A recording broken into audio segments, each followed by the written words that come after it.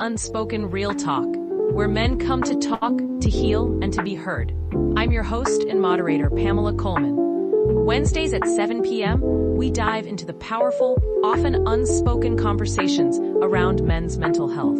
From silent struggles to bold breakthroughs, this is a safe space where vulnerability is strength and real talk is the rule. With conversation that reflect the journey, the pain, progress, and peace, you'll see you're not alone. So pull up a chair, open your mind, and let's talk. This is Unspoken Real Talk.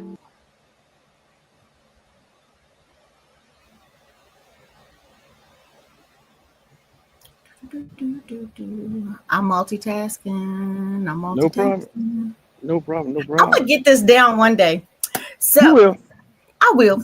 Hello, everybody. Welcome into Unspoken Real Talk, where men come to talk about mental health and those things that bother them and or make them happy. Today, we have my childhood friend, Mr. Melvin Carter. We've known each other since squirts. Yes. And he is here to talk about men's mental health in his journey or however he wants to share tonight. Melvin, you want to tell people about yourself and your awesome business?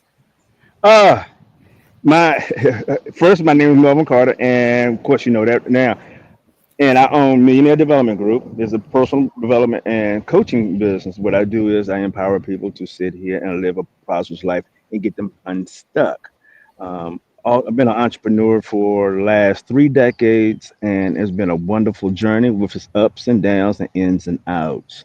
So, if you want to know more, I got a book out, and also I have website melvincarterjr.com.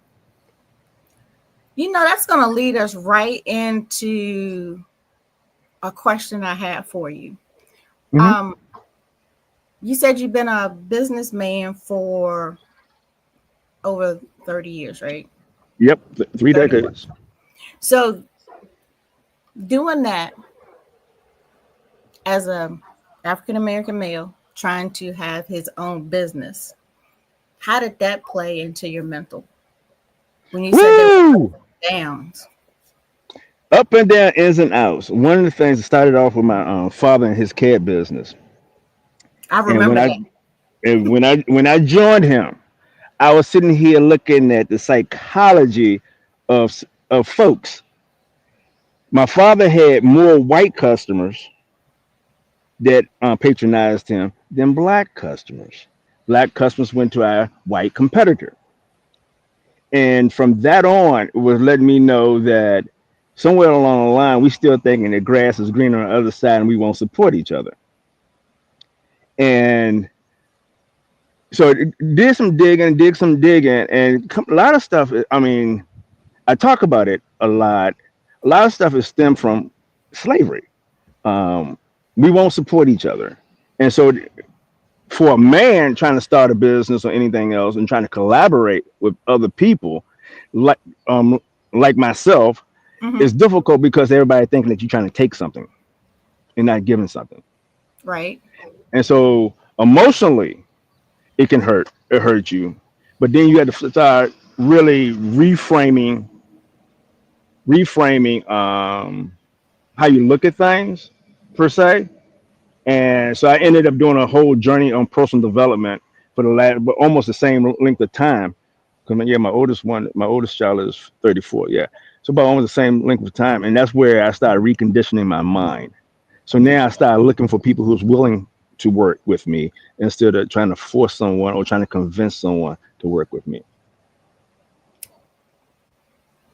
How And then long did it take you to switch that mindset? Because, um, thinking about it, there's, like you said, there's a difference between forcing someone to work with you than finding those who want to work with you. well, reconditioning the mind is, I would say it's quick, but it's not quick.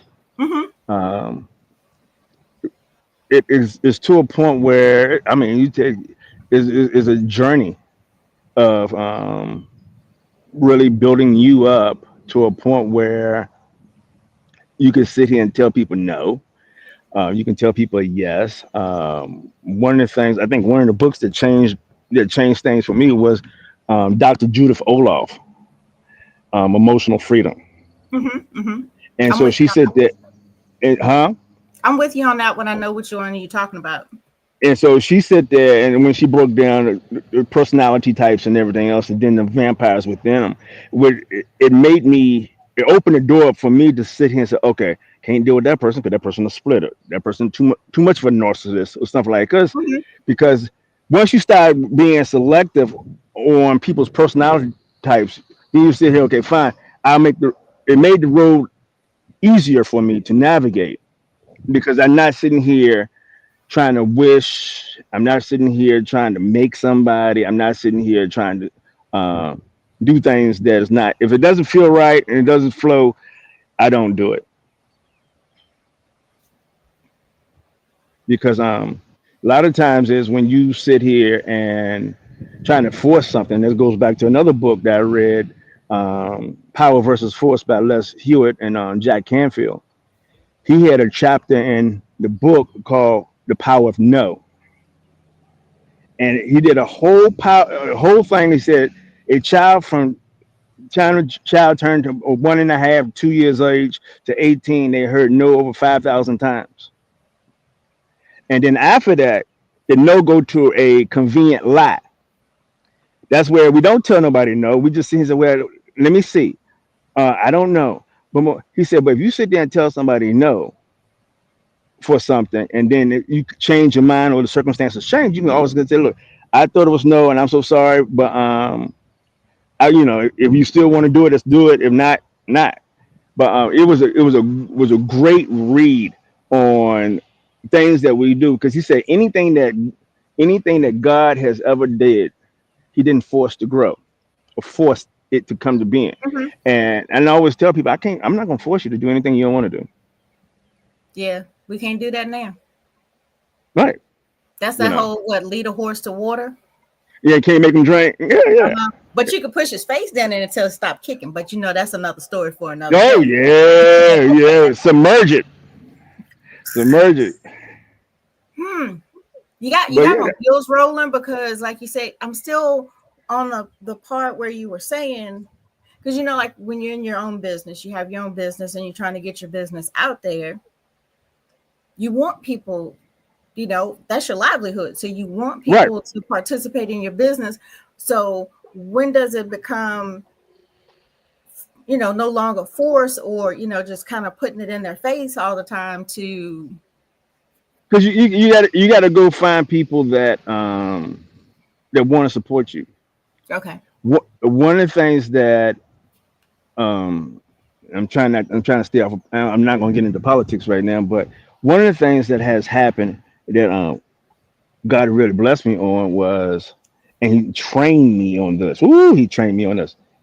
To go after bigger money. A lot of times is we'll get into a business and we call it a small business because the simple fact is we thinking small. Okay. E- every business, and I came to this about 3 or 4 years ago. Every business should have a big account or a couple of big accounts, and Hmm. in turn, you could be able to help the smaller clientele out. Because the simple fact is, the bigger clients would feed you and move you forward. The smaller clientele is almost custom, almost like community service. You're doing it because you're out here, you're exposed and everything else, and people want to pay you that $10, or but at the same time, get that $1,000 a day. As I told one customer in the cab business, she said, "Well, you're always on the road." I said, "Yeah." I said, "Well, I'm going to ask you a question. Would you rather take $1,000 or take $10?" And she said, "I take the $1,000." I said, "That's what every time I do it, that's what I'm doing." And so the same thing with in the speaking space, the same thing in the personal development space. You go after the corporations that can pay you to speak 5 and 10 and 15 thousand dollars for a speech, because that's the one where you walk off the stage. You're either going to get better Hmm. or you're going to end up you end up getting better somewhere along the line. You're gonna get better because you're gonna be accustomed to that lifestyle, and instead of doing a whole lot of free stuff, and you wonder how you're gonna get your bills paid. So do you think it's fear? Because I'm reflecting on my own self. Because I got a 9 to 5, but is it fear to walk away from that 9 to 5 and kind of like a fall going into something that a passion? So Well, when you go pursue your passion, is it a fear? no, That I don't think it's a fear. I think it's a strategy that you should have. I think you keep the 9 to 5, and if you can do your side hustle until it builds up to twice as the amount of the money that you're coming in on your day job. I would never suggest for anybody to and cut something off that's paying bills hmm to get to a point where you're uncomfortable. That's just like prime example. My son wanted to come in business with me, and I told him, I said, "What is more, one or two?" He said, "What?" I said, "One or two. Would you rather have two incomes or one income?" And he said, "Two." I said, "Okay. You keep your job, work with me part time." hmm And I said, mainly if you have, because he had a house mortgage and all this other stuff, and then Right. grandbaby. I'm like, no, don't rob yourself of a good night's sleep trying to worry about how you're gonna pay for something. That That's the part. thing. hmm That's the part. It's not Yeah, that's that what I all of said. that. That's where the fear come in at. Because hmm like, am I betting on me enough to a point where this is up and going? Prove whatever you want to do, monetize whatever you want to do, even part time. And then even if you just say what you're doing right now, and like I was telling you, 'cause I'm going to just spread blessings. Let's say you get to the point where you're making millions of dollars. Then you can say, okay, fine, I let the other job go.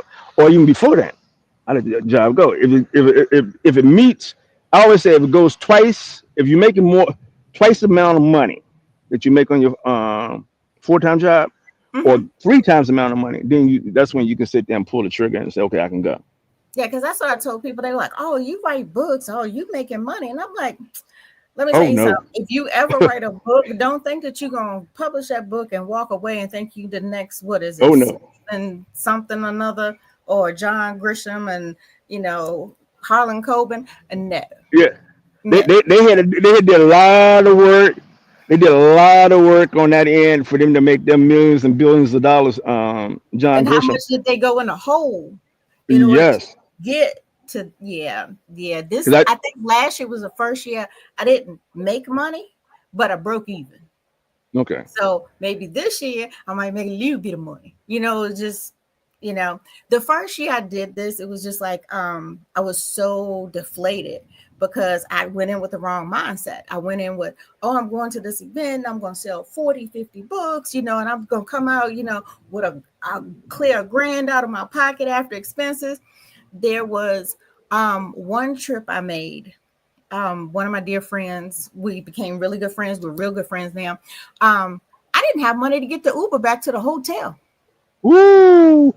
So And I'm in Atlanta with oh, no money because I went in with the wrong mindset mindset. that I was going to make money. So I had covered everything, thinking that, Right. once I get there, I'm going to make all this money and everything. Right. She gave me money to get an Uber back to the hotel.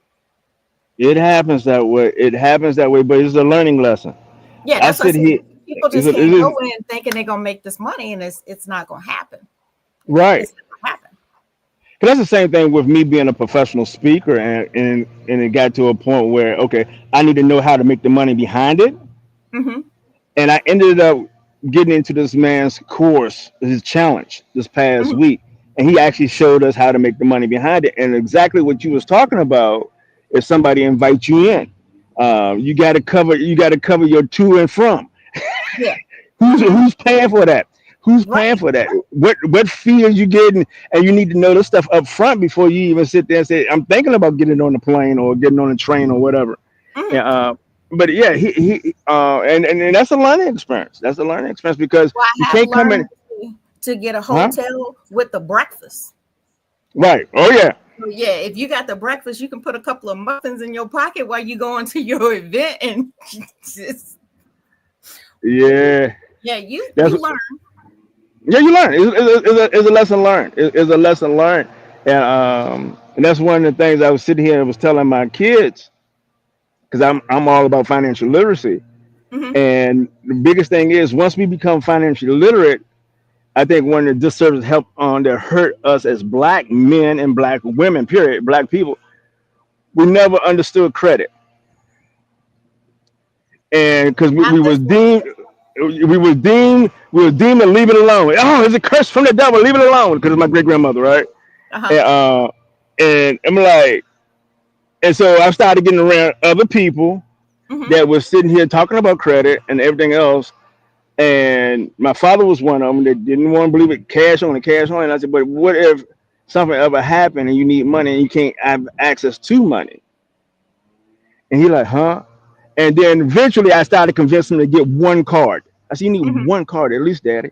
And, and then when this big client came, the vehicle wasn't up to snuff.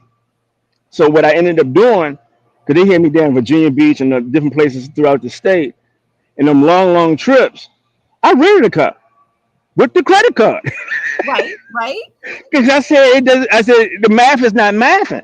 If I sit here use somebody else's card, get and I got a day or two rental that might cost me $150, and I'm making $1,200 on it, it's simple math. I said no, I share, I share, and I got that from Jeff Bezos and Amazon Hmm. because Jeff Bezos, that's what he does with anybody who have a book up on his on KDP is they willing to share. Okay, fine. 50-50. Now it's 50-50 as of tomorrow because Yeah. it was 40 60, 60. 40. Yeah. Hmm. Yeah, 60-40. But so but now it's 50-50. But I'd rather share if you're gonna promote my book. Because there's no need to sit here because I think a lot of our I hope the noise not in the background can I can't hear um that.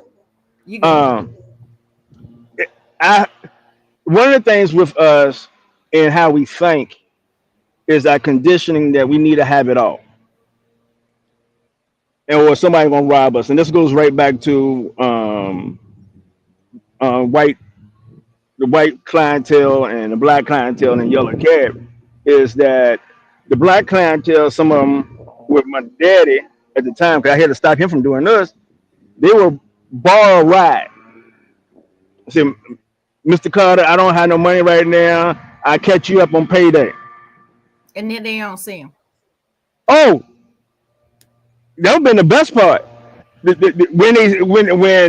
they did see him, they riding in the competition, stop him by Reeves at the time to pay him, and jump right back in the competition.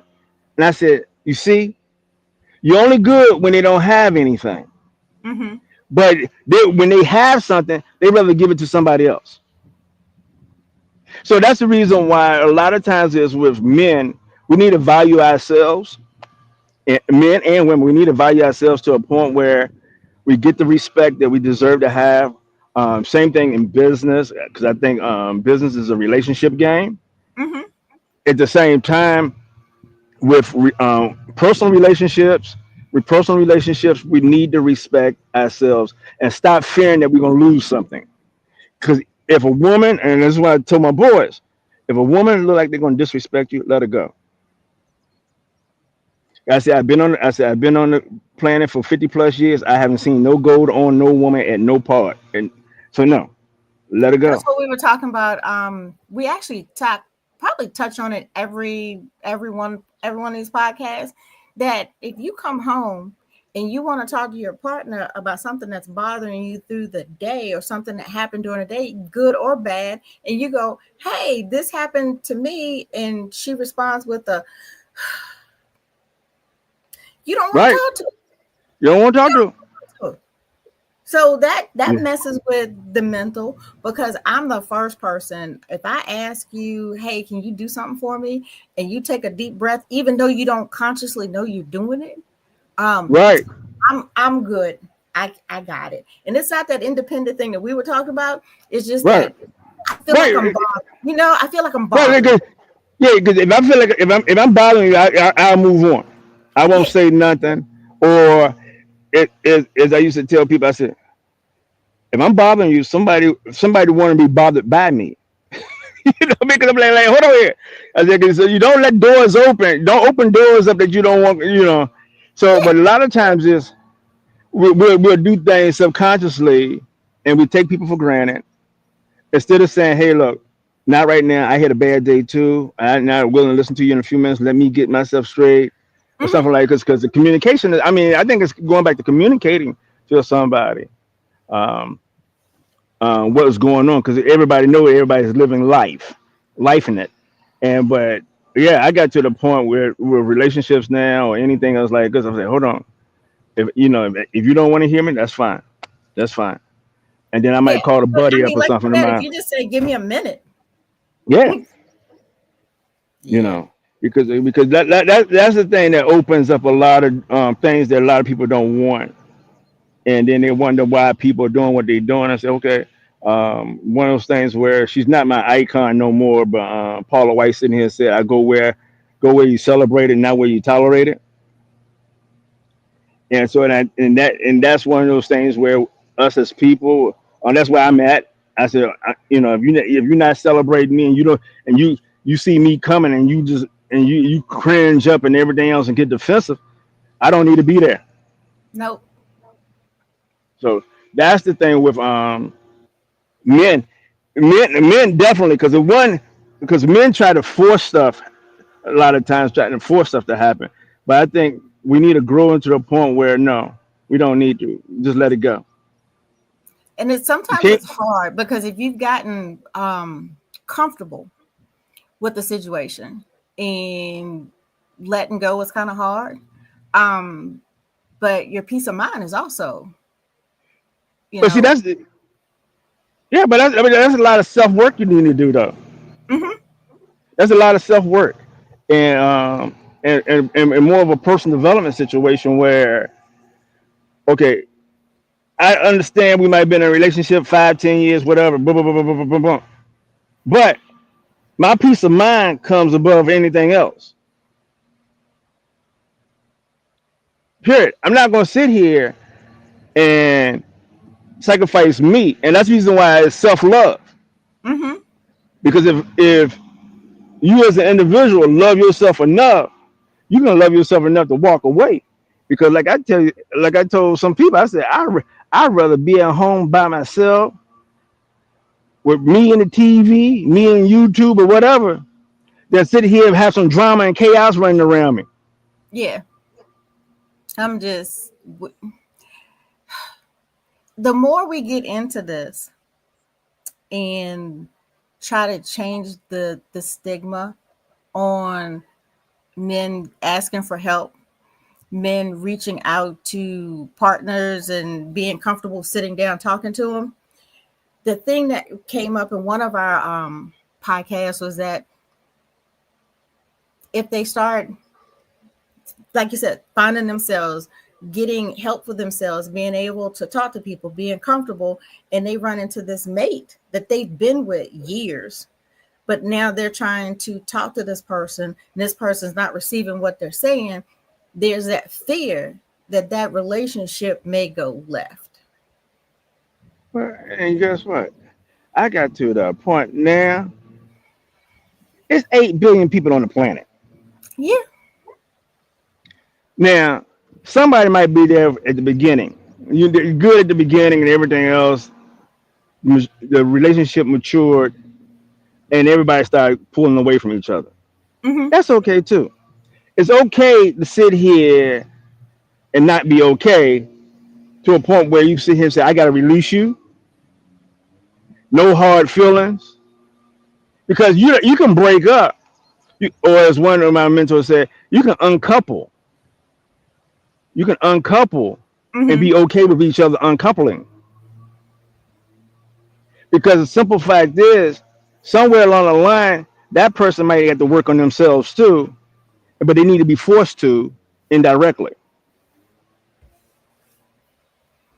That's what was making me think. I remember talking to somebody about that, and they were like, their fear is as they develop, improve, and basically they grow, and the other person Person didn't. stays, they stay stagnant and don't grow with them or don't see what they're trying to do and support them. Do you throw away 15 years or 10 years or 20? That was what they were talking about. What do you lose as you try to grow and keep your own mental peace? You don't lose nothing. So you gain your mental peace. You gain your mental peace. Gain your mental peace. You gain your mental peace, and you gain your mental peace. And the time that you had with somebody, it was the time that you had with somebody. Period. Mhm. And you just going into the next version of what you think that is best for you. It's not that you have to. Many of you have children with a person. If you got children with a person, um, I always tell young men, I said, divorce the wife, but don't divorce the kids. So find out how you can make it work because black men need to be in their children's lives. Period. Yeah. Because we need to be we need to be a role model because if it was a young girl, if it was a young daughter that we raised, then she need to see what a good man supposed to be and how he's supposed to treat her, how men's supposed to treat her.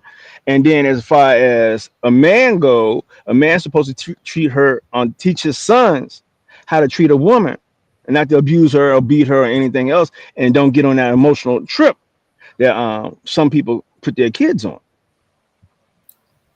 On that So but note, yes. we also have Mhm. our culture where the women get. Let me throw out my disclaimer as I always do. This is not women bashing. We are talking about our men and their feelings, not women bashing. But in our culture, when and more so us than all women, but I've seen it across the board, we get bitter with the breakup. And the kid is the tool, the leverage. So Right. they keep the kid from the dad, and the dad's trying to do what he feels right. He's trying to be there, he's trying to do everything right, but you got that bitter person that keeps the kids from him. Well, one of the things I did because I in the last century I got my paralegal degree, Hmm. and the reason why I got that because the simple fact is I was a black man. I need to know the law. So one of the things in family law, I sit here and told a woman. I even told my wife this one time, and she got mad because I actually literally did it. I said, one, I'm gonna never put my hand on you. At the same time, if I feel like I got to deal with you and bring you to court, I'm gonna bring you to court because a lot of times this goes back to a fear element. We fearing to take someone to court. You take a and I done coach a few people on this. Hmm. They took the wife or the girlfriend to court one good time. They never been back in court because the girlfriend or wife never took them back to court And see, that's where the I don't think because she don't want to be on the other men foot. are She don't want to educated. be on the foot, Yeah, and huh? I don't think the men are educated, not ours, but just the men. Yeah, Some of them yeah, are not, they're not educated that they have the same rights right. as women. Take her to court, and I did that. What was it? I told some people did it in my personal life. Hmm. Never went back. Um, I had some people to do the same thing. I said, don't, I said, don't. I said, one of the things, do not ever touch it. Never hit her out of anger. And some of the young guys said, no, take her to court. And if it was child support, and you know that child not yours, request the DNA. You And, know what? and, and Now you done hit on something too, and no pun intended with the hit on. But um, just like men try not to lay their hands on women. It does happen. We've seen it in the media. But mm, again, with my disclaimer, this is not women bashing, but the women assault the men, messing with the right, mental psyche because right. it's taken away from them. They're feeling like men because you got to. I mean, it shouldn't be one or the other, but you got a woman beating on you. But you don't, because guess what? you can't lay your hands on her. Oh, but guess what? I got hit by a woman one time, and I did one move right quick. And I said, that's an assault. That's the reason why I said I want to know. I don't want to know certain. It Right. was an assault. And I said, that's assault and battery. I said, 911. Somebody just assaulted me. you talk. You go ahead and talk to the white folks out there with them guns on their hips. Why you hit me? And see, that's what I said. Boom. Men need I'm to not be gonna do it. educated on that. I understand, just like it's they're not comfortable yet saying I need help or I want somebody to talk to.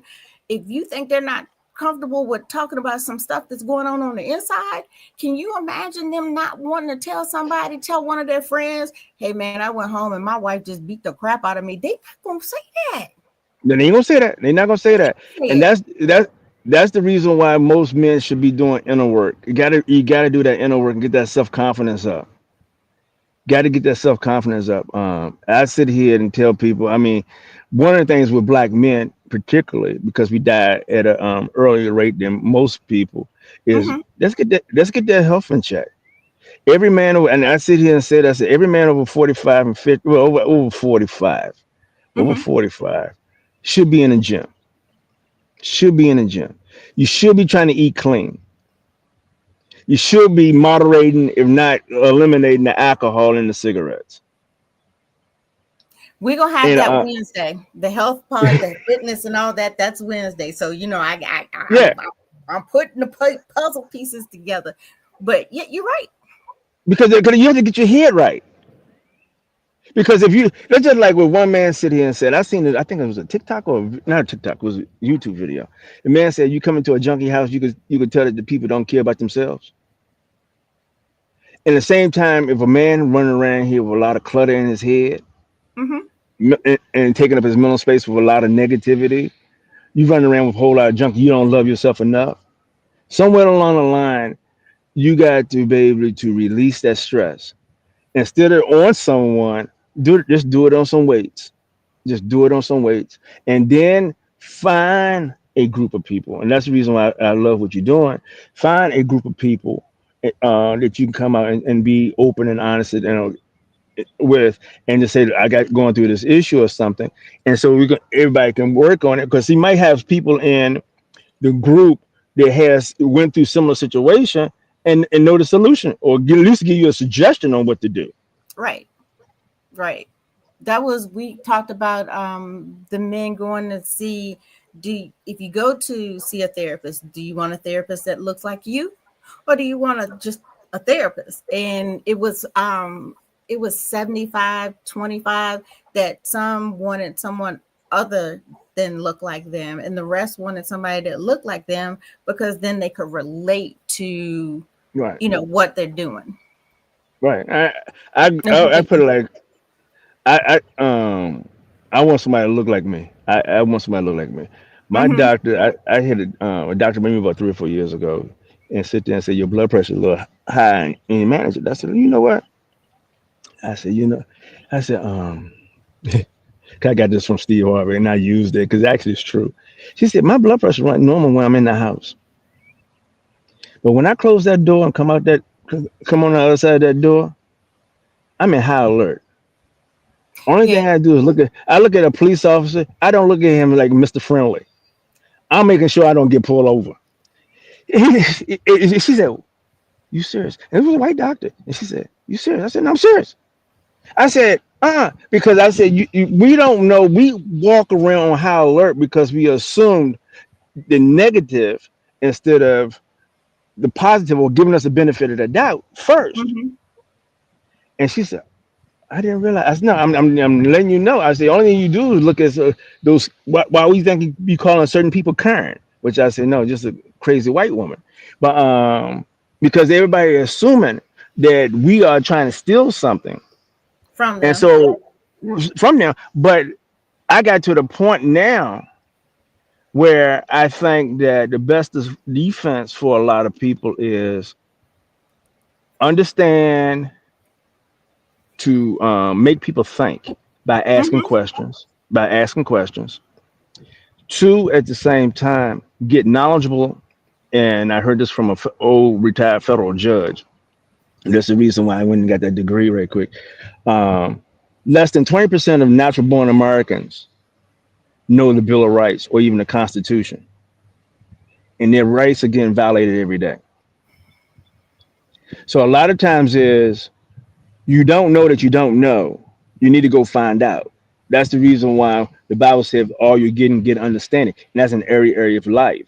And I think even now we need to be able to sit here and become to a point where we're more self-educated by reading books and putting books in our lives and in our brains that give us a different playbook on how to eliminate stress and how to maneuver. Because one of the things that the biggest issue I see with us, I had a young man sit here and ask me, tell me, he said, "Don't you think people think that you know too much?" And I said, "You know what? This is what I always ask people: what books are you currently reading?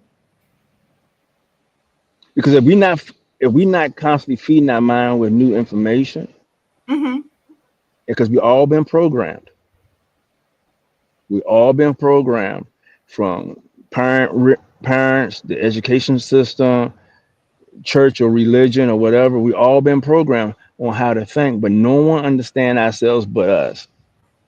And once we get to the point where we understand ourselves, then we can maneuver and we can be that individual. But at the same time, we don't have to be.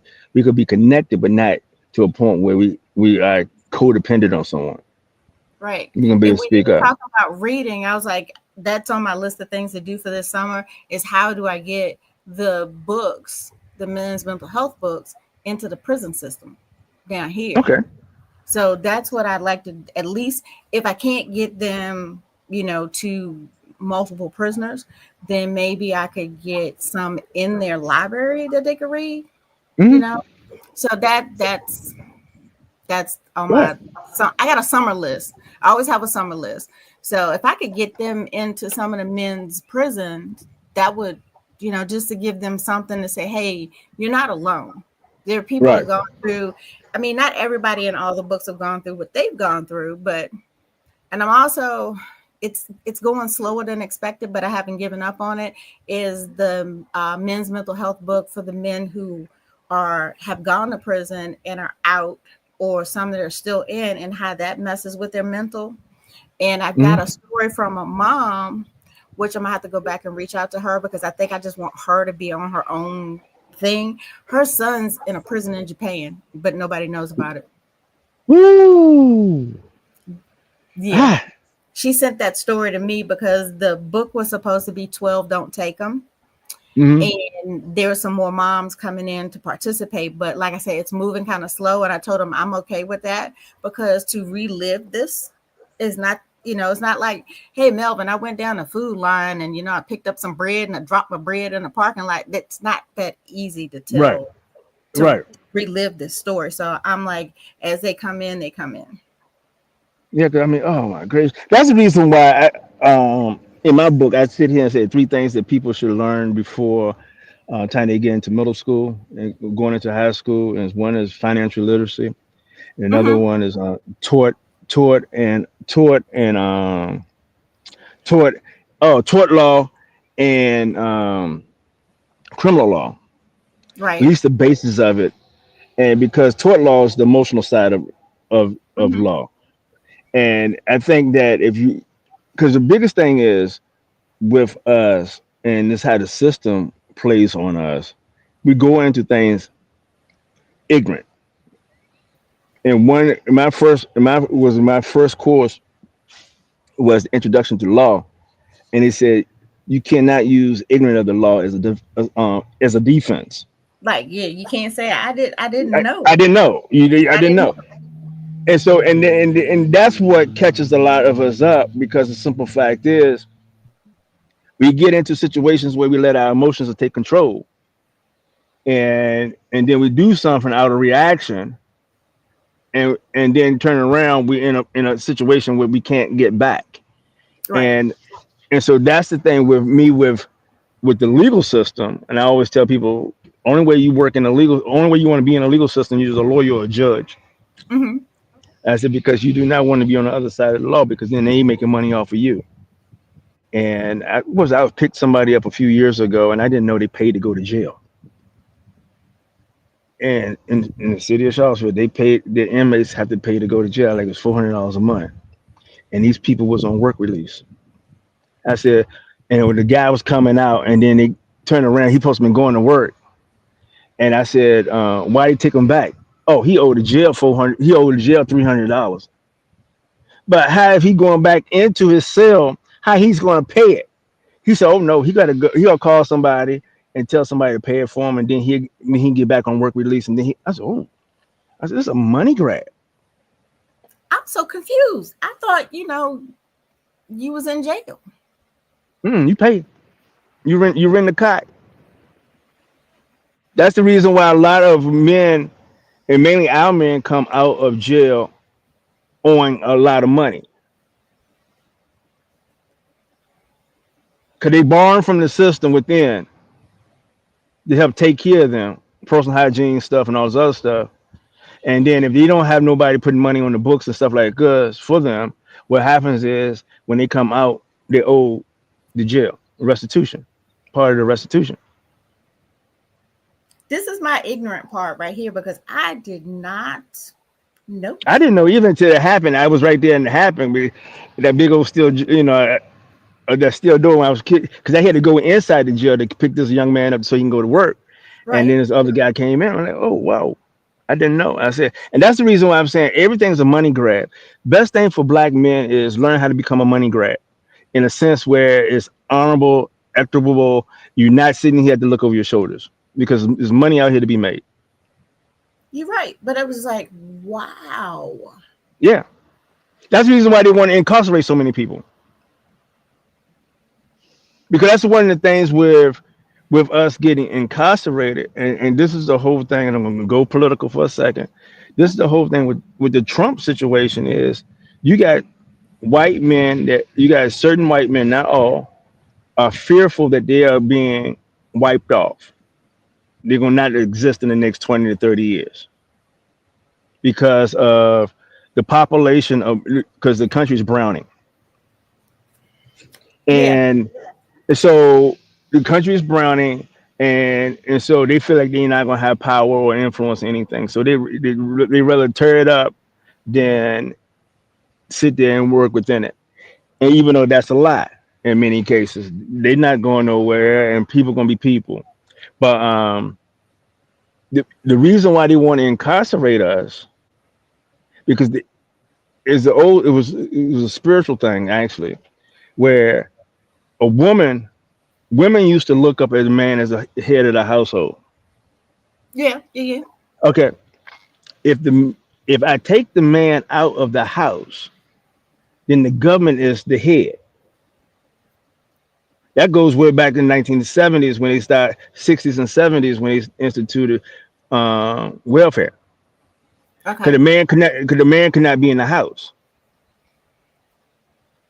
But at the same time, for them to get the benefits, so the women turned against the men. So when you do that, you put a man in a predicament where he's naturally a provider. He's naturally, I'm gonna go out here and work because his reason for working is family. Even though we might complain of sometimes. The reason of working for most men is family and trying to get ahead and try to acquire things to make life better. Right. But the white man or the government knew at the time, if I take him out, then he's going to become discombobulated.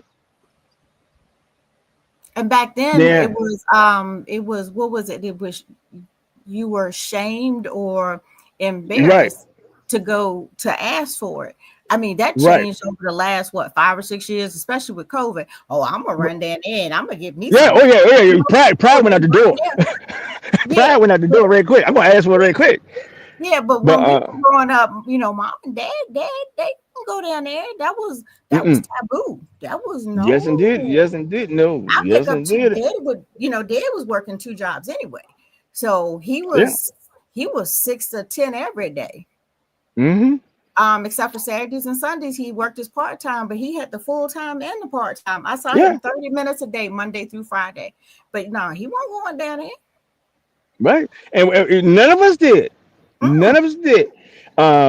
My great grandma, no, my grandmother went down there one time years when she was really getting coming down, and mm-hmm. she tried to go get food stamps, and they told her they'll give her $7 a month. My mom and my aunt said, "No, that's all right. We'll take care of her.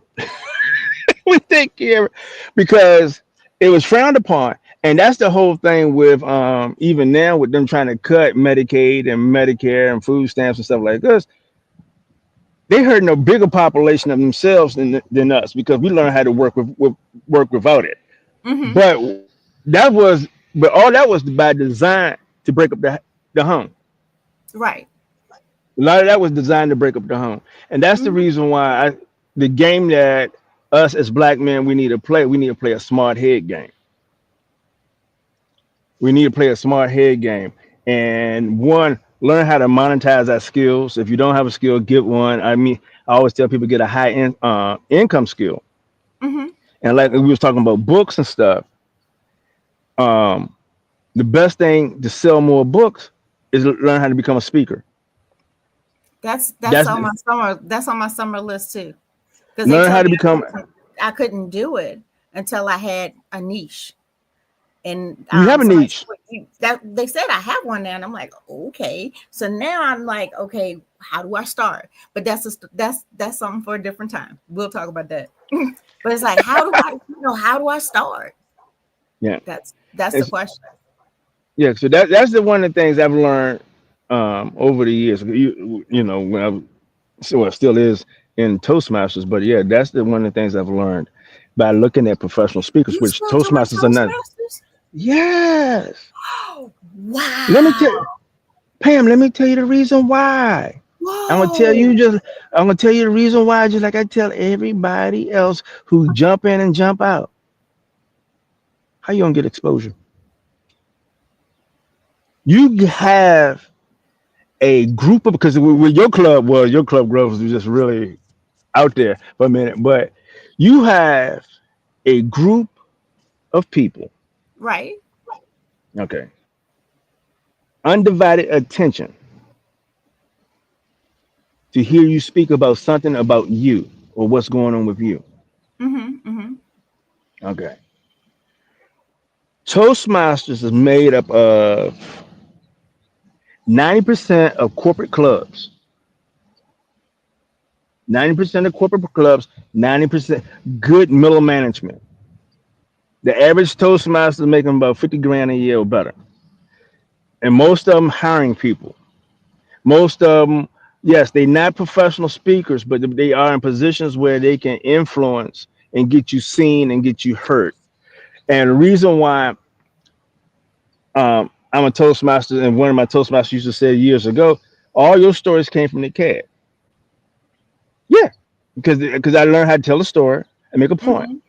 But at the same time, I got in business from other Toastmasters because I'm a cab driver. Okay. But at the same time, once you could be able to effectively tell your message, you get involved in the club level and the area level and the district level, then you seen and you heard, and even the international level, you seen and heard. That would put you on stages. And one of the things that we did in Toastmasters, because this is how I got reframed with my personal speakers, because my first year I was going to quit, is Mm-hmm. because all of my coaches sit and said, no, use it as a practice tool. Use it as a practice tool because it's 100 was $160 a year. So I said use it as a Right. practice. I write it off as a business expense. But use it as a practice tool. If they need a trainer, you learn how to train. You learn how to train so you can maybe come out. If you want to do a longer speech, you can maybe learn how to do a longer speech. And so you use it as a practice tool just to get feedback. And then sometimes you get testimonials too. And then if you do it very well, effectively do it well, you sell books, you sell stuff. Because people want to know more about what you do outside of Toastmasters. you But know, that, because we did that because you came to when I was in there, yeah, that's when I and was early director. yeah, and I had moved up the little, not the little ranks, but I had moved up and I had got a little, Yeah. I got a title. You're like, But see, one of the things that I was trying to show your club, it uh-huh, was Toastmasters is bigger than what y'all was doing. That's the thing. Toastmasters is a whole lot bigger than what you're doing. And then Toastmasters, if you get good in speaking, then you say, okay, let me somewhere along the line get affiliated with the National Speaker Association. That's the business behind speaking, and that's what they teach professional speakers how to speak and get paid. And once you search it, what you find out, oh, I can do this. I had a accredited speaker who was doing a special training at a conference, and she said, just tell people that you're a professional speaker, and then you already set your price. Back then, my price to speak was right around $7,500 for okay, our keynote. hmm, Now, after I went through this challenge and stuff, that price might be changing and going up because this young man, and a couple other people told me how to put a keynote together. They're getting paid 25 and $30,000 an hour. so So like you the said, thing, if men that's listening who have their business, they need they need a communication component. They need to speak. They need to become speakers. They need to become speakers. And the reason why, because the only thing the speaking does is promote your business more. Because no one makes money unless somebody's aware of someone. right. And you had to become to a point where people find you.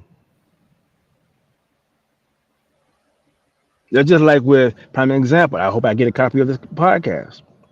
Oh yeah, you'll be able to get that. I got to go in and Freddie said that Mr. Love No Ego said that there's a setting on there where he couldn't get it to embed in his. So I got to check and see what that is. But you guys are able to go in and just help yourself to whatever you need. So Okay, because yeah, I'm building out a YouTube channel, okay, and because to get found, and so I'm going to do a lot of teaching on that channel. mm-hmm. And so that's the reason why I say I love communication, because it pays off so many different types of ways where you might get an invite to speak and then you sell more books. And you only need a few people to buy a book. Somebody buy the book. Oh, we need to bring her in. And before you know it, you create this cycle, as they call it, a cycle of wealth. Mm-hmm. You speak, you sell more books. Book sells you. Because I've Put you on had, more I think, stages. like 2 meetings or something with TEDx, and I've never had the time to finish it. So I'm like, Because that's a 20-minute speech. yeah, Yeah, it's 20 minutes. Yeah, 20 minutes. But yeah, right. that's where that's set it off. But because you already have your niche. But I haven't, what they need from me is a couple of clips of me doing speaking in front of people. And I don't Oh, have that yet. okay, this is what you do. Okay, my Toastmasters frown sometime when I do it, but I do it anyway. Join Toastmasters. Get someone record your speech. Got you. I come in there with equipment and everything else, mic on, mic myself up and everything. Because our club is hybrid, so you can do it online and offline. And I Mm-hmm. mic myself up and got my thing where my gimbal just go right, go like this, follow me around and Right. record me because it's my speech. It's not Toastmaster speech. It's my speech. Okay. And any opportunity that you get to get recorded, record yourself. That's the thing. That's the biggest takeaway learned years ago when I got under the tutelage of Craig Valentine. That's who taught me. He said, "What gets recorded gets rewarded." So And the one I had when I went to Illinois a couple of years ago and I did the men's mental health panel, I have that mm, That's recorded. Right. Yeah, record everything. You record everything, so you record everything. One, you can document. So if anybody say, "Have you ever did this?" You say, "Yeah, there you go, right there," or go to Correct. my YouTube channel. It's up on my YouTube channel. Mm-hmm. Because I get and or because you want to record it. Because yeah, it's very. I would say in this age, you need to have proof. You need to have proof, and to get you speaking faster, and started getting some of that work. Uh, I would say just join Toastmasters and come in there with a record. Get someone to record you first few speeches and see how you look or how you feel, because you got to get comfortable with not with you with yourself first, Mm-hmm. and then and keep doing it until the point where you start getting it crisp. And then when you go back to TEDx, and you're speaking at a large or you're speaking at a larger venue, you can go back to them and say, then you might say, I don't need you TEDx. Yeah, I don't need that behind my name. I'm good. Right. Right. And so that's the thing that I would suggest um, anyone to do. And if you're a business owner, you need to be speaking. You need to be speaking. Um, even if you hit, my thing is multiple streams of income in any business that you do. Mm-hmm. Um, like with Freddie, because Freddie doing, I think he's speaking a lot. He's doing a lot of speaking, and I don't know if he's doing any coaching. And it's the same thing with depends on the business model that you have. I'm always one of the things I'm working to develop is more passive income, because one of the things once I found out how the monetization of YouTube, because YouTube pay you for views, you got to get over 500 subscribers. Mm-hmm. Then you start unlocking their pockets a little bit. I got Well, 26. I got nine. I'm still at nine. So you start unlocking their pockets a little bit. So that's the reason why I want to go in all on YouTube and do a little bit on Instagram, and TikTok is just as to get feedback, and my personal Facebook page is get personal is just get feedback on certain stuff, Mm-hmm. because I got a business Facebook page. But you got to speak. You got to speak. You got to speak. If you got to, if you, I had a young lady who's spending about she's $15,000 to $20,000 on her book, Mm-hmm. and I asked, I said, Miss George, are you a speaker? No, I think you gonna sell my books. I said, Miss George, I'm nonfiction. You fiction. I was like, no, I can't sell your book, but you got to sell your own book. So that's the thing. Well, the takeaway is for our men is that if you have a business, you need to get out and speak on your business. Hmm. Church, schools. Yeah, how you can help people. It's all about service. It's about service, helping someone else. Same thing with anything in life is about serving each other. That's the same thing with relationships. Serving each other in a relationship. Mm-hmm. Um, Same thing with your children. Your children ain't gonna be able to serve you. One of the things I was sitting here telling some people who are going through challenges with their parents aging, I said, remember they took care of you. Right. At some point in time, we got to take care of them.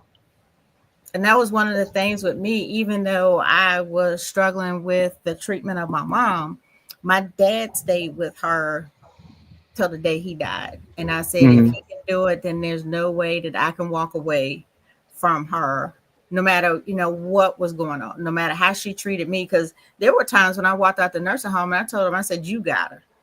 Right. You guys got her. I'm not dealing with this. But I stayed there because he stayed there. Hmm. Because So I was sometimes like, we need emotional breaks. yeah.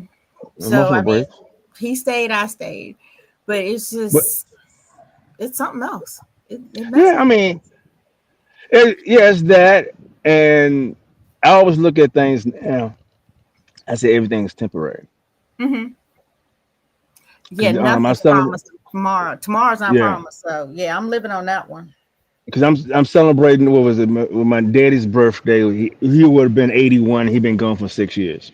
Hmm. And one lady asked me, she said, just said, "Oh, I didn't realize your father died." And this was like 3 or 4 weeks ago. And I said, "Yeah, he's passed." She said, "Oh, I wish he was still here." I said, "No, I don't." She said, "Why?" I said, "He was suffering. Hmm. Two, the whole game has changed on him, and he would have been an emotional wreck." Yeah, yeah, I said, "No." I can't be that selfish. yeah. I think you know, if our dads were here now, this what we got going on right now would be too much. right? Because it's almost because it's bringing them back to where they fought so hard to get out of. I was like, And I so, wonder what the McDonald coffee gang would be doing right now if they were all still here. Because for one, and I'm not knocking anybody, but for one, our parents wouldn't feel safe at that right, McDonald's anymore. right, right. Because they didn't want to go to the Waffle House. You got that right.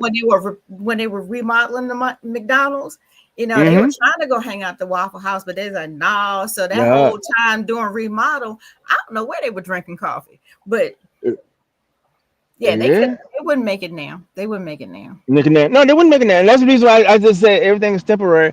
And you gotta thank God every day for the blessings that you have and the situations you have. And I wouldn't want anybody to suffer needlessly, um, because the simple fact is of stupid people. That's how I call them, stupid people. And as far as black men's health and everything else, biggest thing is develop you.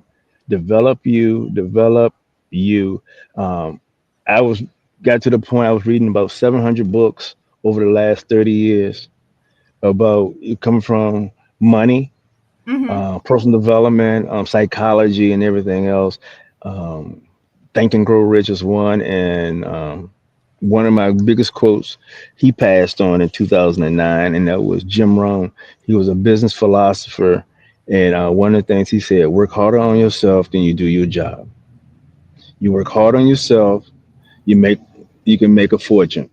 You Wow. work hard." He said, "If you work harder on your job, you can make a living." And that's the thing that we don't do. We don't work harder on ourselves. That's the reason why I tell young men don't think about getting married until you're about 30. Find you first. I think I Find you was first. 27 when I got married. I did mine early. Mine, I was like, no, I was about 20. I was 28, 28, 28, I was 28. 20 But 27 and he was 30 something. So yeah, yeah, in that, yeah. yeah, I said, you got to find you first. You got to find you first. And I tell my young son and his friend, because friend always asks me mean questions, he said, "You think I ask too many questions?" I said, "No, never stop asking." Yeah. I said, "That's the only way you're gonna learn. There's no Never dumb stop asking." question. No Yeah, dumb yeah. question. And he said, "What you think about puppy love?" I said, "Look, don't be a puppy. Be a full grown dog when you love. But do not be a puppy and love." He said, "What?" I said, "Be a full grown dog." I said, Like No. a I said, "Be a he full said grown. Go full find grown. yourself. He Yeah, said go full find grown yourself." dog. That now that's a good one. That's a good one. A full grown dog. Because we buy into stereotypes. Right? We buy into what we think should happen. Like prime example, Mel Robbins had this on her podcast a few weeks ago, and it made me really think because we keep thinking that we're behind on something, Mm-hmm, mm-hmm, mm-hmm. and so we have that pressure on us. Oh, I supposed to head the house. Oh, I supposed to made my first million. Oh, I supposed to did this. I supposed to did that.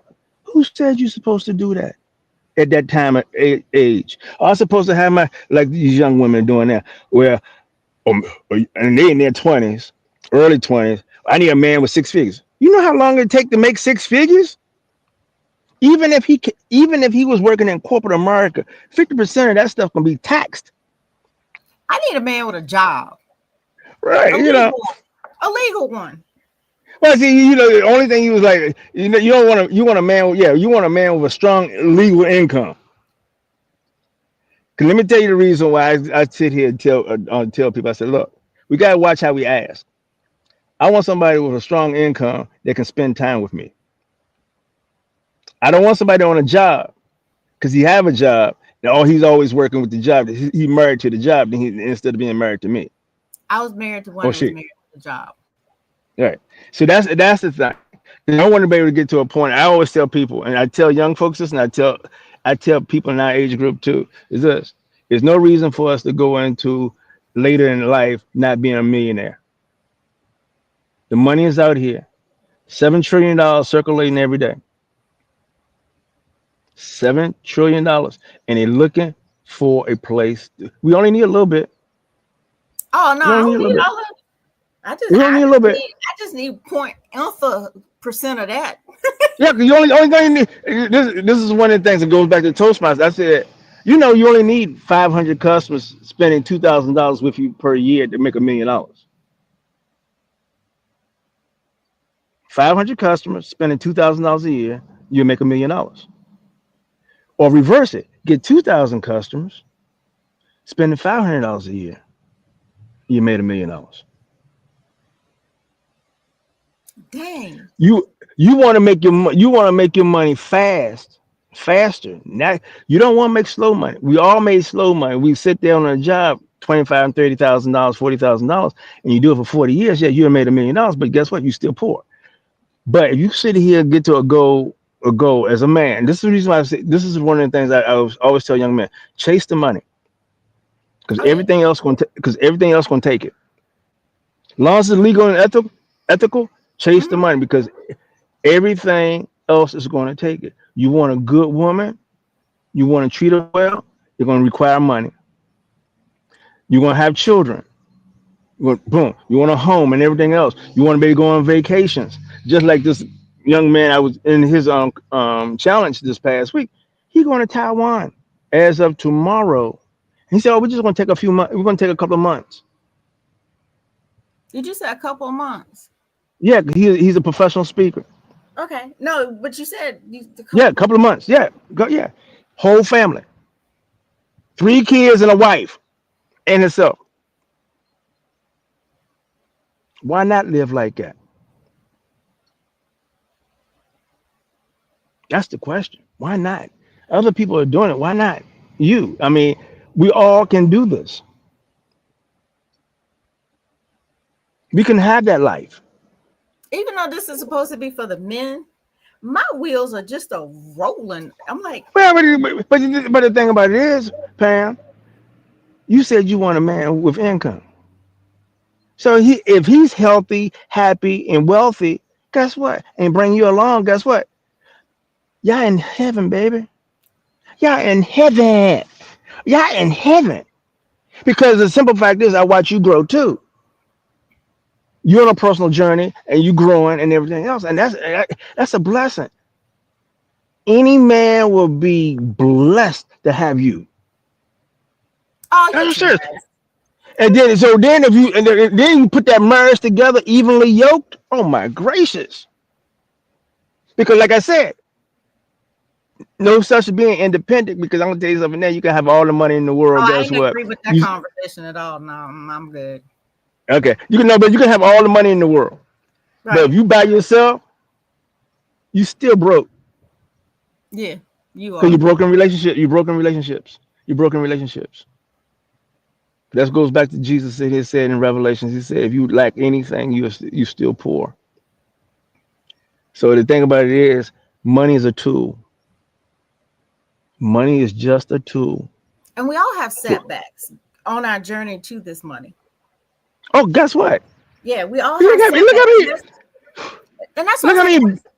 We do. People don't realize that they think that the setbacks is a failure, but it's not. If you No, learn from the setback, you've done something. right, because the setback is, as Willie Jolly said, is set up for a comeback. Hmm. The thing about it is, every multimillionaire, billionaire lost money at some point in time.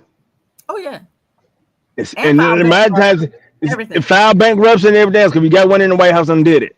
So that's what I'm saying is live life to a point. Instead of looking at it as a failure, look at it as a learning lesson. Look at things as a learning lesson. What can I learn out of this? Years ago, when I got into personal development, Tony Robbins, he said the biggest thing is most people don't know how to reframe stuff to make it a positive. What can I learn from this? That's the question. That's the question that we need to start asking ourselves. What can I learn from this? Because the lesson's always in your mess. And you can't have a testimony without a test. Test. You got that right. Mm-hmm. You can't. No, you can't. So I mean, so you have to get to a point where you you build you up to a point. Say, what can I learn out of this? That's just like the same thing with. And I go. I know I'm really proponent on this on the health situation is Mm-hmm. that start eating clean, start exercising, get off those prescription meds. Don't let. And this is what coming from. I told you, books I don't read. Robin Sherman said here and said, never let old in the body. Never let old in the body. And a lot of times is if you start acting old, start speaking old, when you start letting old into your body, you start acting, you started thinking old, you start speaking old, then you start acting old. And Well, before see, you know nobody it, you believes did. how old I am, and I'm told them. I said I am a 1966 baby, and they gonna Right. say, "What?" I said, Yes, I need it. Keep it. Yeah. Yeah. I'm I'm a 60. 68. But never let old in the body. And people say, oh no, don't let old in the body. And people are like, what you mean? And no, don't let old in the body. Because then your Mhm. body start breaking down. And that's even with my mother. My mother 80 now. We in the last couple of years, we got her back to work. See, and my grandma when she Part time. died, she was 108. Yeah, we got her back to work. Cause mama had too much time on her hand. She was in everybody's business, but she's doing something she loved doing. She was doing something she loved doing, and she's at Better Men's Warehouse in alterations. Okay. And that's what she been doing. She loved doing it. She loved the suits. She loved the guys out there and everything else. Mhm. But she sit there control her time. She's not forced to somebody's clock. No, But but at like the you same said, that's time, what sewing is what they like to do back then. yeah. And then at the same time, it gives her purpose to getting up. Hmm. Once you And so, lose that purpose, you done. yeah, you did. And that's the Yeah. reason why it goes back to Mel Robbins, who said who said that you had to retire at 62 or 65. That's the government. Because government did that on a mortality rate about 80 years ago, because most Hmm. people lived about 60 and most of them dead by 65. Right. So they figured the time you collect Social Security and get off Social Security within 3 years, you'd be dead and gone. And now Hmm. people are outliving that. That's the reason why they want to attack it. That's the reason why they move our ages up into almost late 60s for us to I get, heard it moved it up to 67. yeah, 67, 68. That's the Which reason why don't I make sit no here. difference because the money ain't gonna be there anyway, so it don't matter. Where they're working with it. So that's the reason why my goal is to tell people to put more, prepare for your later years and live like you want to live your life. Everything I'm doing is, like I said, is to develop, help a lot of people. That's my mission, is to help a lot of Hmm. people, transform their lives to a point where they can live a better life. And in turn, because of that, I live a better life, and I'm making passive income behind that because I want to travel the world I don't and know about speak and traveling. train and I coach. just want to be at Daytona on oceanfront. So I don't have my list of what I want to do is not very big. It's not very big. I just want to be on the ocean front, watching the waves come in, watching the hurricane come in, whichever one's coming in. That's all I want. I ain't watching no hurricane coming in. I am not watching no hurricane coming in. Uh Whichever one. I'm That's not that's watching no. I'm not watching no hurricane coming in. But the thing yeah. about it is, I want. Yeah. But the thing about it is, I want to see all the world that God has created, and the reason being is because of this online work that I'm doing. I'm starting to reach out to other people in different parts of the world, Hmm. Hmm. um, impacting them, and I'm getting that back. And you be able to sit there and say, "Hey, let me hug you right quick in person." Um, I think it gives my heart joy, Hmm. um, because one of the things I will say this: some people think the United States is the best place on the planet. Well, the best place for opportunity to make money. However, there's a lot of other places around the planet where you can have peace of mind. You're not worried about somebody running up on you, acting You stupid. can sleep with the doors open like we used to when we were little.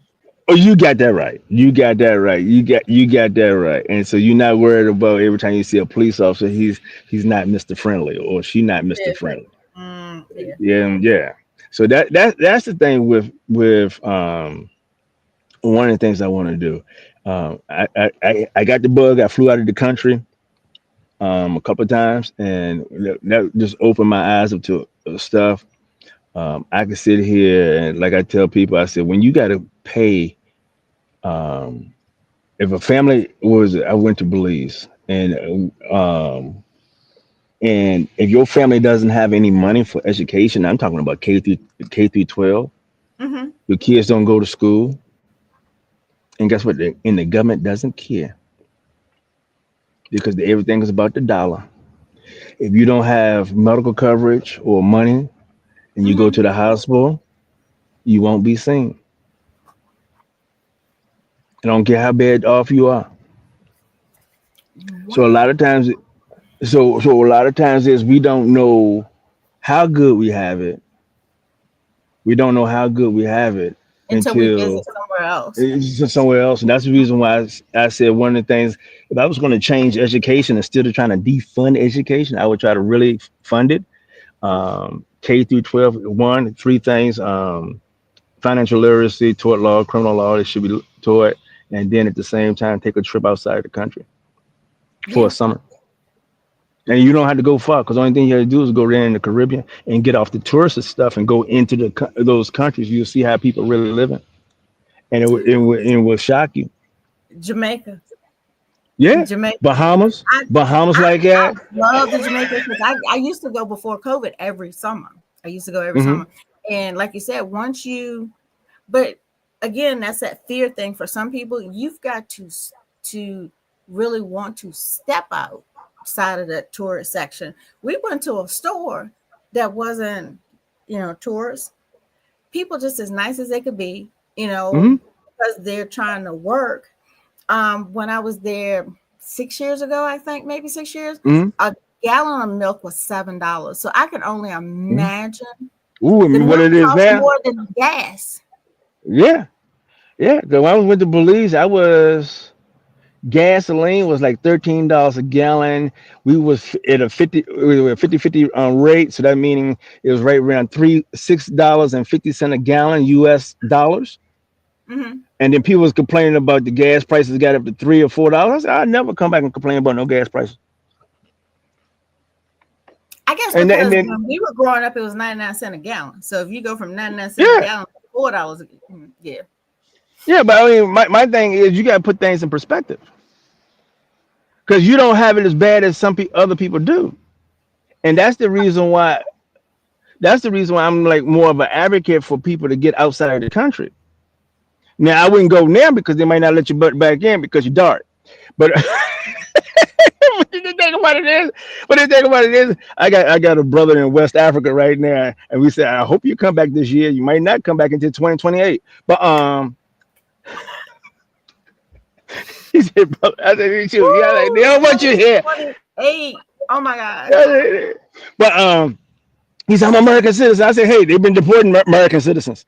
But yeah, that's the reason why I sit here and tell people. I say you got to take the advantages of this planet, Hmm. learn all you can learn, and put things in different perspective. Watch your vocabulary. Don't use vocabulary that's going to disempower you. You're not struggling. You're learning. Right. You're in the midst of learning. Hmm. At the same time, you got a breakthrough coming. As far as men. I mean, I'm gonna say this as a black man. I'm saying this. Everything is connected. Your cardiovascular system is connected to everything else that need to rise up. Right. Get that cardiovascular system on point. Get that head on point, and then your life will get a little easier because you can think clear. 'Cause a lot of times is we run around here and letting the doctor tell us we got blood pressure problems or we got type 2 diabetes and everything else because we feeding the wrong stuff in that trap. We putting the Yeah, wrong we, stuff in. that was a thing though growing up. You got the But the sugar. food, but it's not. But the only thing about it is, Pam, back then though, is the difference back then. Only people who got diabetes were old folks because they had some of them had sedentary lifestyles. Yeah, But they could put sugar in us like the day, like the day we outside. yeah. They didn't go. They didn't go outside at all. No. Mm-mm. Mm-mm. You talking about get a kid outside today, outside of school? Yeah, we was outside. We ain't come back in the house. You better be here before it get dark, before the first city light get, before the first street light get on. And you had to go to everybody's house to find out where they was at because they might not have been there Yeah, yet. Unless there was a right. bunch of bikes in front of the house, you didn't know where the How kids was at. you ain't know where nobody was because we ain't had no cell phones. No, but you know one thing, we're gonna date ourselves on this one. You better be back in the house before that street light came on. You got that right. You got that right. If not, There you was got some one time consequences. I didn't. Mama came across the street in the rollers and the road to Washington Park, and she dragged me out. Oh no, Oh yeah, yeah, because dragged yeah, me that's out. one of those things. That's one of those things where when your when the people's mamas come to the school with the house robe on, you say, "Whose mama is that? Whose mama is that?" Yeah. Somebody in trouble, Boy, like somebody. before they did the remodel, you remember how the steps were right in the center Mm-hmm. of the park? She dragged me down those right on across the street to the house. She Ooh. said she was standing on a push yelling at me, but I was too busy being fast. So she It, came over and you dragged me. didn't hear it. You didn't I ain't hear it. You hear it. didn't hear it. Yeah, You because know, I and we was remember. only 3 houses away from the park too, and I ain't hear it. I think she was Yeah. lying. Well, she might be. It was in her tone. It's in her tone of voice. Cause that Well, was it here's was the a me thing and though. Her point, and I mean, she had a really good point. Okay, so I got to give her this. She had a good point. If she called me a night, it was still dark outside. right. You know where you're supposed to be It was because still dark outside, so it won't like I couldn't see that it was dark. I stopped hanging with my sister and my aunt Melissa and Pam Mm-hmm.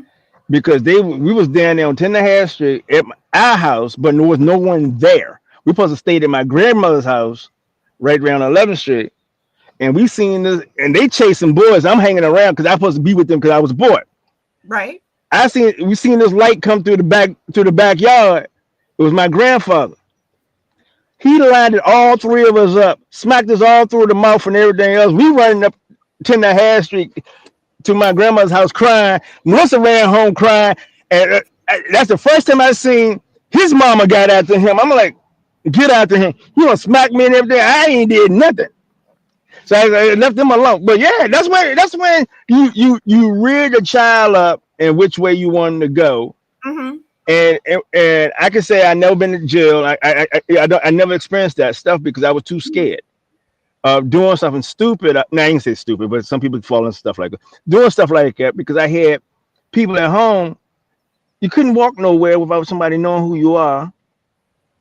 Not where we at. No. Yeah, I don't know. I mean, somebody gonna tell it, and it might get you before you get home. We're not Like gonna tell that no. story. No, we're not gonna tell that story. But I got before I got home one time. It wasn't Yeah, fun but because I yeah, was but supposed that's to but be in like you said, you supposed to be in one person's house, and you not but there.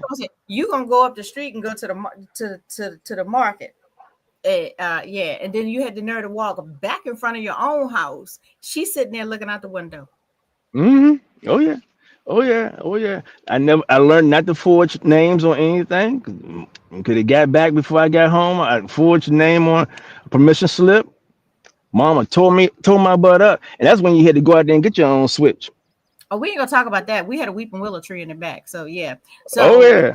all of those that are hanging in and listening and rewatching this, trust and believe that messes with your mental.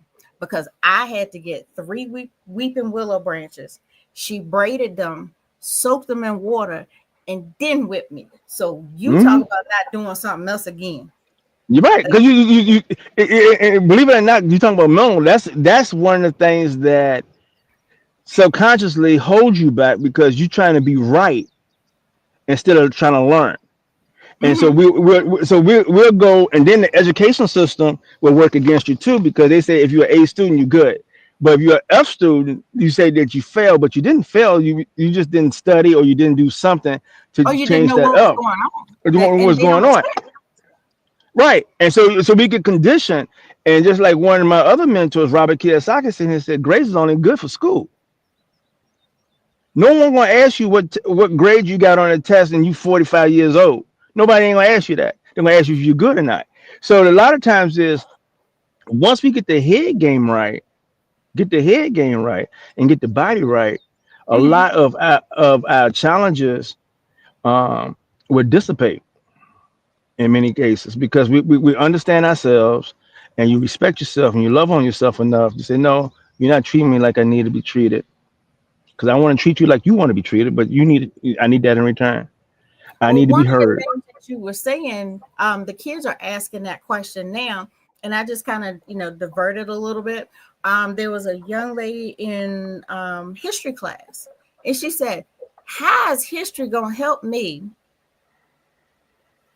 when I get out in the real world?" You know, what I would tell her? Don't, just like I told another young lady, we got enough idiots running around here. Don't Mm-hmm. choose to be one, because the very thing that this fool is doing in the White House, they did it 100 years ago. That's the reason why you need to know your history. I Because the think very people that, the history needs to be diverse, and I'm gonna leave that one right there. because because the simple fact is, they did this 100 years ago. This is the old playbook of Jim Crow. Mm-hmm. They deported back in the early 1930s. Yeah. They deported a lot of Hispanic people and a lot of Asian folks. Mm-hmm. And they come to find out, because we ain't picking nothing, because they thought that we was gonna pick something. And one of the best things that came out of Jim Crow was, most of us was self-sufficient, and they had our own stores, we had our own this, we had our own that. That's the thing. We Mm-hmm. just integrated wrong. We just integrated wrong. And then they had to go get those people back. They don't sit there and deport it. And that's what's going to happen now. The very thing, you're going to raise food prices and everything else up, and your housing going to go up, because all your carpenters and everybody else were Hispanic.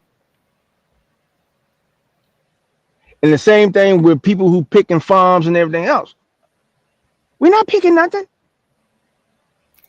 We're not picking anything. So that's the reason why I'm saying, when people had history, has a point, to the point you need to know where you came from, Right. what went on. And one of the things is, you want to move forward, not backwards, and you don't want to sit here and try to do something that someone else have done, and you thinking that it's new. Because that's But what a yeah, lot of this. that was the same thing, like what she was saying, that, we understand like the grades, like you said, I don't know. Only grade I remember was in the sites class that I got, Right. a 250 out of 250 on my paper. That was the only thing I remember, because I was really proud of it. Still got the paper many, many years Hmm. later. But so yeah, I'm with you on that one. Oh, but on the grade, I'm tell you guys, this is one of the things I tell people, and this is part of my story. Because one of the things, once you work on your stuff, you can really tell your story is good. I was the guy that failed 12th grade English by 1 point.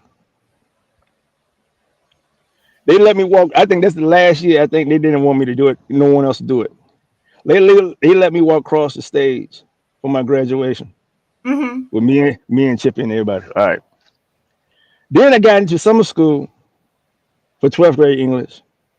I failed that again by 1 point. So that's when I had to learn how to negotiate with Mr. Yates. Oh No, that was Lord. the Okay. I'm sorry. for, for that 1 point, Mhm. I learned to negotiate, and then I ended up going on to school from there. But the thing about it is, you got to. Everybody has a setback. No one is born perfect.